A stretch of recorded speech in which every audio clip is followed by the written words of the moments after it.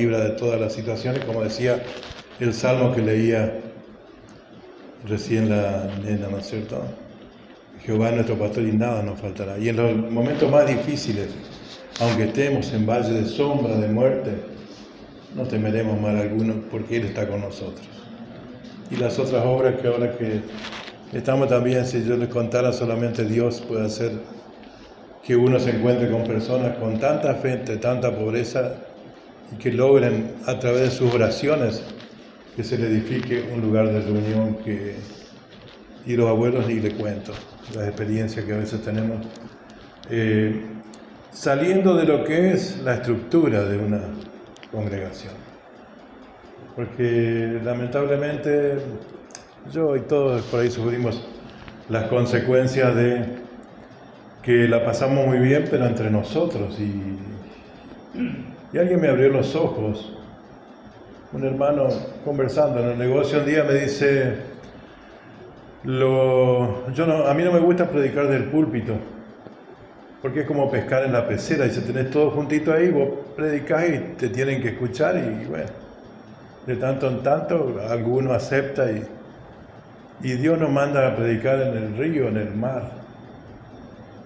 Y por eso cuando hablábamos con Sergio, lo que nosotros tenemos, que Dios puso en nuestro corazón, y es justamente eso, donde hay, hermano, donde hay necesidad de llevar la palabra, pero más allá de eso, que todos como iglesias somos uno, y lo que leía en la introducción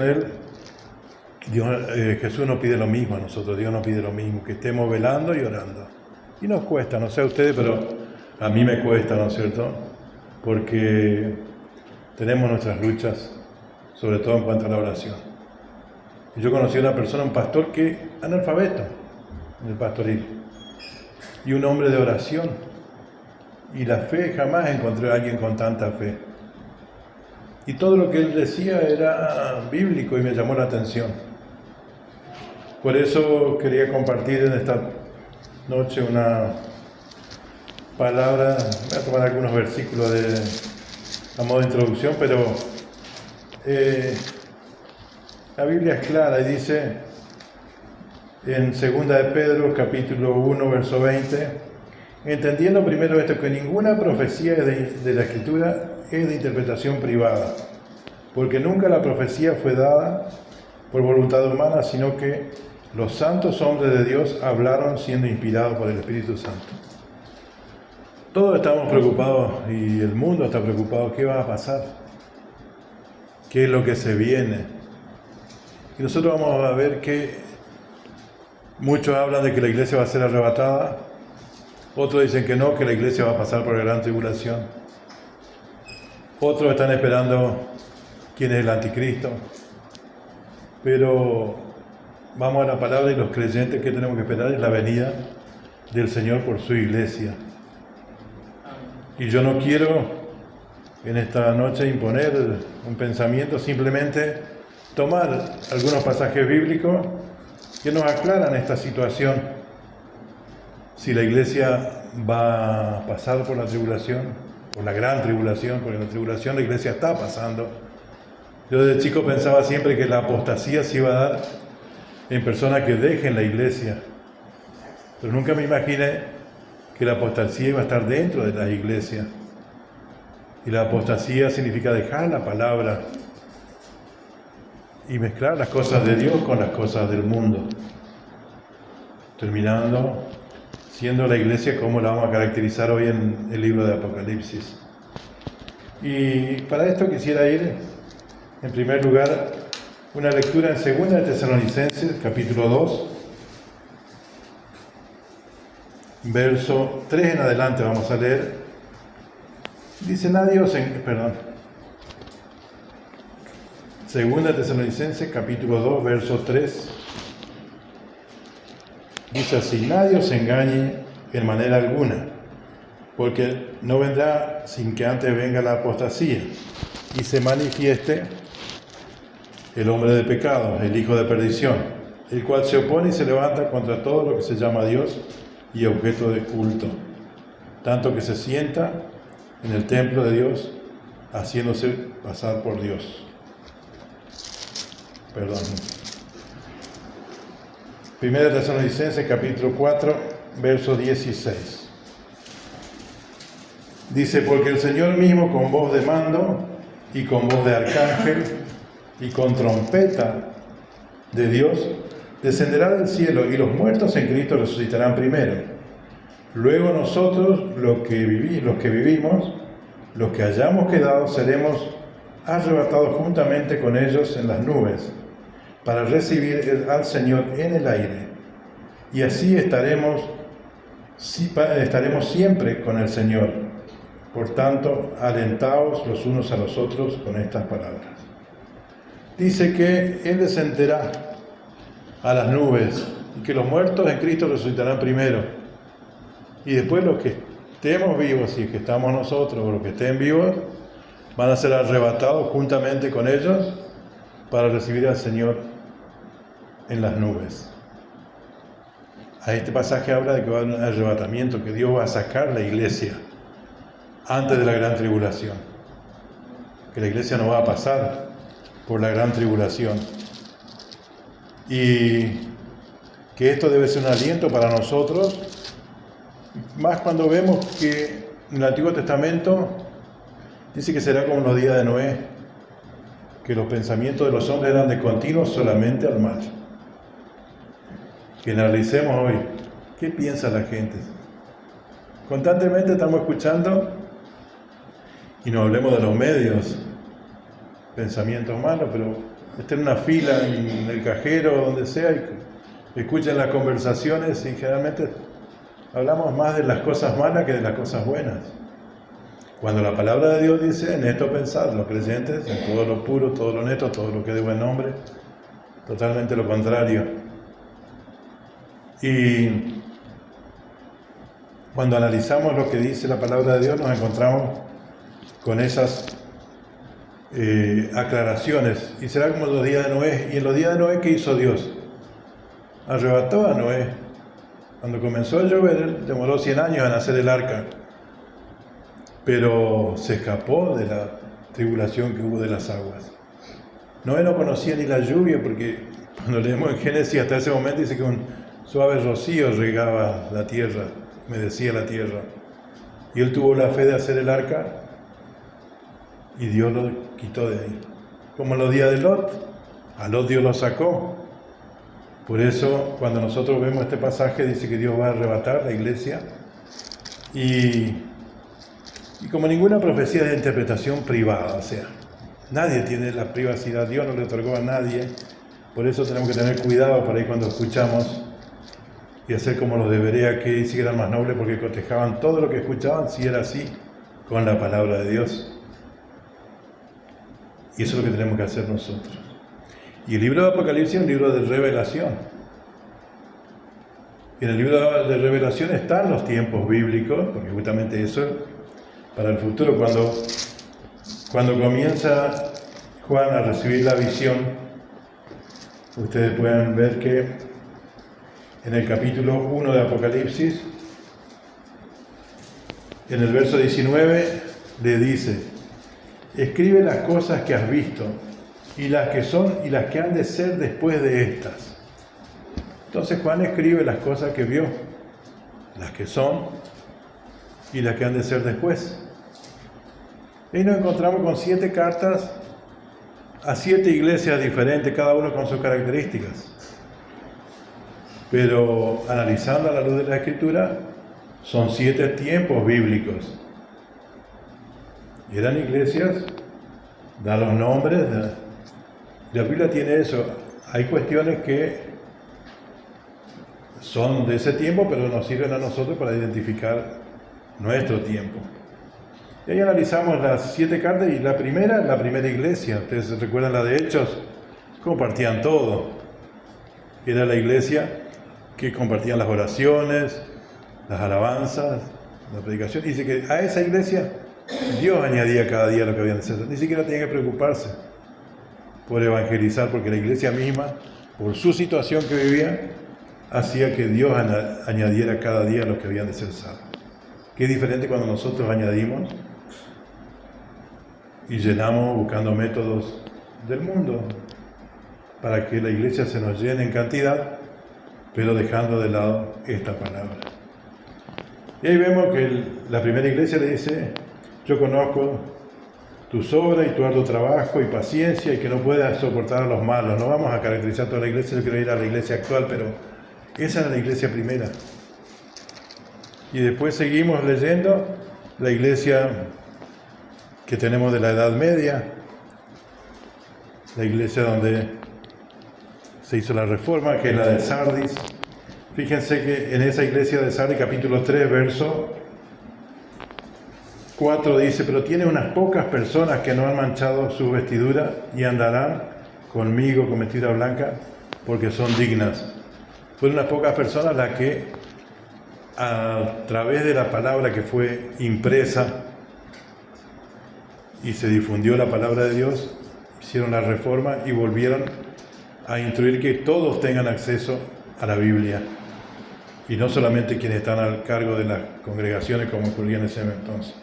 Pero vamos a la iglesia actual y ahí sí que nos aclara todo, porque es la carta a la iglesia de Filadelfia. Fíjense si no es nuestra iglesia actual.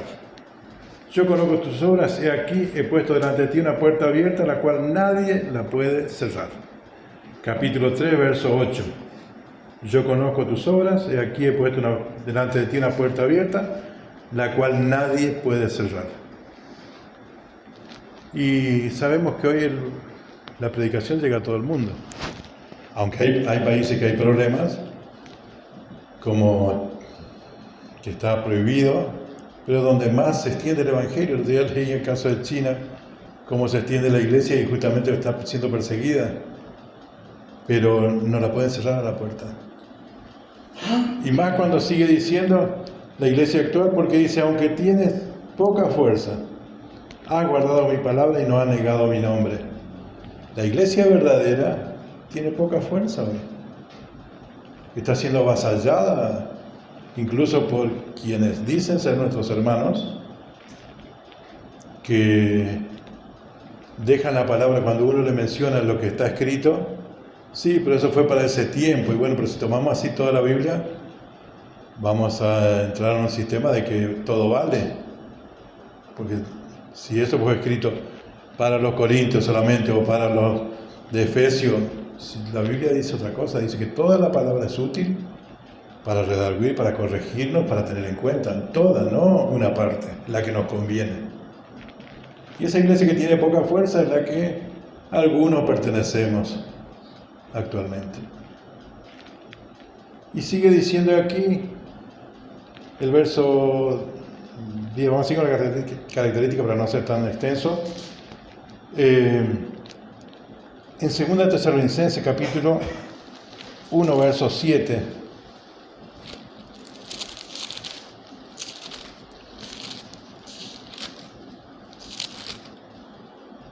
Si alguien quiere leerlo. 1:7. 1:7. Y a vosotros que sois atribulados, dar reposo con nosotros, cuando se manifestará el Señor Jesús del cielo con los ángeles de su potencia.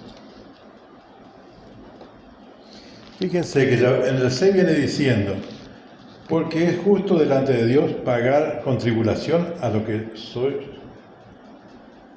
tribulación a los que os atribulan.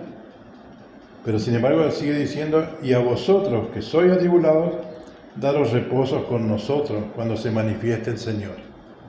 Cuando Jesús se manifieste, la iglesia va a dejar de ser atribulada. Y ahí nos aclara que la gran tribulación va a venir sobre este mundo, el juicio, la ira de Dios va a venir sobre este mundo. Y seguimos viendo en Apocalipsis la característica de la iglesia.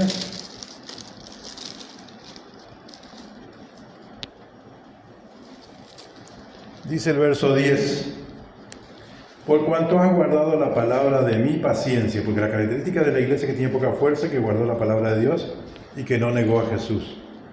Por cuanto has guardado la palabra de mi paciencia, yo también te guardaré de la hora de prueba que ha de venir sobre el mundo entero, para probar a los que moran sobre la tierra. ¿Hubo alguna hora de prueba sobre el mundo entero? No. Nosotros llamamos guerra mundial. A la Primera Guerra Mundial, a la Segunda Guerra Mundial. Pero sabemos que escapaban a Argentina porque acá no había guerra. No hubo en toda la historia jamás una hora de prueba sobre el mundo entero, que es la que se viene, que nos están mostrando las señales, cómo va a ser controlado, cómo vamos a tener un control absoluto sobre nuestras vidas, sobre nuestro movimiento, no solo económico, que va a desaparecer la moneda y la moneda está desapareciendo. Ahora no tenemos tarjeta, después no sabemos qué se viene, pero sabemos que se está cumpliendo lo que dice la palabra de Dios. Y dice que Él va a librar, no en la hora de prueba, dice de la hora de prueba, que es muy diferente. Yo lo puedo decir, vamos a librar en Dugrati. Entonces yo digo, voy a librar de Dugrati, y no voy a estar en Dugrati, ¿no es cierto? Entonces, de la hora de prueba la iglesia no va a estar según este pasaje y esta profecía. Y esa hora de prueba que va a venir sobre el mundo entero, ¿y por qué le dice a esta iglesia y no a las otras? Si en realidad, si no fuesen tiempos bíblicos lo de las iglesias, fíjense lo que le continúa diciendo a esta iglesia. He aquí yo vengo pronto, retén lo que tienes para que ninguno tome tu corona. A esa iglesia le dice, yo vengo pronto. Nos está diciendo a nosotros, a la iglesia actual, Jesús viene pronto. Cuidemos, retengamos, que nadie nos quite esa corona que Él nos prometió, pero sí nosotros nos aferramos a Él y a su palabra. Y más todavía nos aclaran los tiempos cuando vemos la última iglesia, la iglesia de la Odisea, que dice, yo conozco tus obras que ni eres frío ni caliente. Ojalá fuese frío o caliente. Ni eres mundano ni creyente. Estás en el medio. Y esa no tiene posibilidad de cambio. ¿Por qué? Porque se cree que es, pero no lo es. Yo conozco tus obras. Él conoce todas nuestras obras. No, aún no está la palabra en nuestra boca y Dios la sabe toda, pero fíjese lo que le continúa diciendo a esa iglesia. Pero por cuanto eres frío por cuanto eres tibio y no frío ni caliente, te vomitaré de mi boca. Porque tú dices, ahí está el evangelio de la prosperidad que hoy se menciona. Dice, yo soy rico y me he enriquecido y de ninguna cosa tengo necesidad. Y no sabes que tú eres un desventurado. O sea, ¿cómo se ven ellos, los de la iglesia de ese tiempo, que es la que se está gestando, que la estamos viendo? Yo no tengo necesidad. Y cuando comparamos, decía, pero se reúnen en un grupito ahí, mirar el templo que hicimos, mirar lo que es la majestuosidad, cuando ni el templo de Salomón Dios le pidió que hagan. No fue una idea de Dios. La iglesia, me decía el pastor que falleció, que yo siempre me menciono que era analfabeto, me dice un día, y siempre, eso que estamos construyendo, eso es la casa de oración. Porque la iglesia de usted y soy yo. No son paredes. Pero hoy, ¿qué se dice? Como está escrito acá, no tenemos necesidad, mirar cómo Dios nos bendice. Ojo, Jesús cuando fue tentado, el diablo lo llevó y le dijo, todo esto te daré. Él tiene potestad sobre este mundo. El diablo puede bendecir, pero las consecuencias son otras. Y dice, como Dios ve a esa iglesia, no sabe que tú eres un desventurado, miserable, pobre, ciego y desnudo. Y ahí le aconseja que cambie, que compre oro, que vuelva a la palabra, a esa iglesia. Y es la que va a pasar por la gran tribulación, y que ahí únicamente la forma de salvarse va a ser no dejándose marcar. Uno va a vivir huyendo, muerto de hambre, por los montes, porque si te marcan no tenés ninguna posibilidad. Entonces, estos son tiempos. ¿Y por qué decimos que son tiempos? Porque En el capítulo 4 comienza diciendo, y con esto quiero ir ya cerrando, fíjense lo que dice el capítulo 4, dice: después de esto miré, y aquí una puerta abierta en el cielo, y la primera voz que oí, como de trompeta, hablando conmigo, dijo: sube acá y yo te mostraré las cosas que sucederán después de estas. Entonces, lo que venía mencionando eran cosas que iban a suceder. Y a partir de ahí, no se menciona la iglesia en la tierra. Leemos Apocalipsis, capítulo siguiente, el siguiente, hasta que Jesús viene a reinar por 1000 años, que la iglesia regresa con Él en gloria para reinar. Entonces, tenemos que ver los tiempos y cotejar lo que dice la Escritura con lo que nosotros estamos viendo. Y como decía el hermano, en la lectura que leyó al principio, el mismo consejo que Jesús le dio a los discípulos en el Getsemaní en la última hora, es la que Dios nos da hoy. Estar velando, esperando la venida, no sabemos cuándo, pero estar en condiciones, porque hay dos eventos. Puede que venga, pero también puede que nosotros tengamos que partir y estar en condiciones para heredar aquella vida eterna que Él nos tiene prometido, pero si pertenecemos a esa iglesia. No a una denominación, no a la iglesia, porque la denominación divide, la iglesia une. Cuando muchos piensan y defienden la doctrina, no, lo que pasa es que nuestra doctrina, vamos a la Biblia y que dijo Jesús: mi doctrina no es mía, sino del que me envió. Dice: y el que quiera hacer la voluntad de Dios conocerá si la doctrina es de Dios. Fíjense que no dice que tenga estudio, que tenga cursos de, qué sé yo, teología, que la verdad que es una falta de respeto. ¿Quién puede estudiar a Dios? Es imposible. Nosotros, nuestra mente finita, no podemos estudiar a Dios.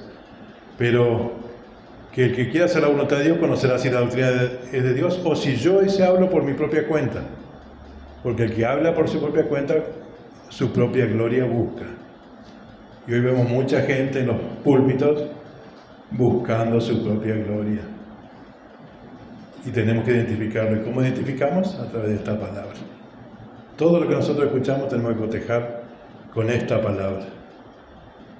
Me decía una persona, un pariente que ya está con una enfermedad complicada, y me decía: yo le dije a mi hija, anda a esa congregación, pero todo lo que prediquen vos, mirá en la Biblia. Y lo que dice la Biblia, eso seguí. Porque ellos se pueden equivocar, pero la Biblia no. Qué buen consejo de alguien que no es de la iglesia, pero que hablando con él tiene bien en claro lo que es de la palabra y lo que no es. A tal punto que, como él tiene un cáncer, le vinieron a ofrecer, una hermana me decía, me vino a buscar para llevarme que el pastor me declare libre de cáncer. Y él me dice: pero ¿cómo va a declarar? ¿Tu pastor le va a dar órdenes a Dios? Lo que Dios me dé de vida lo voy a vivir. Y cuando Dios decida voy a terminar. Y bueno, pero ¿estás preparado? ¿Y cómo sabes mi intimidad con Dios? Por eso a veces lo que vemos de afuera no es lo que en realidad Dios ve. Porque Dios ve todas las cosas. Nosotros podemos engañarnos a nosotros mismos.